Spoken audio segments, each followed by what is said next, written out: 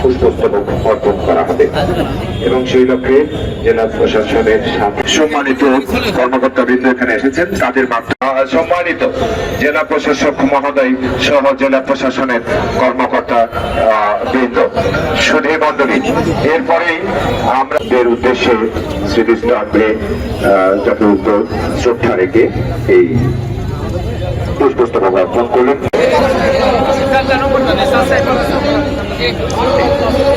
জেলা প্রশাসক, জেলা পরিষদ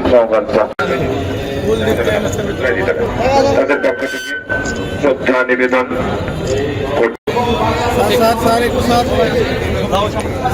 সম্মানিত সুধী মন্ডলী, আমরা দেখতে পাবো সম্মানিত সিভিল সার্জন সহ সদর হাসপাতাল এবং এরপরে আছে আমরা জুলাই যোদ্ধা।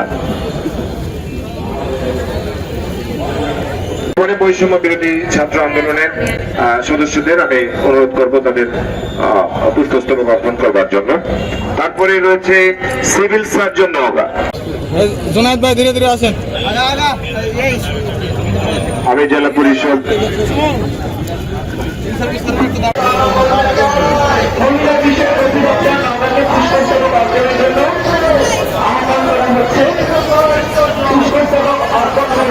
তাদের অনুরোধ করব বাংলাদেশ স্কাউট নওগাঁ জেলাকে প্রেস ক্লাব যদি নাই ছাড়ে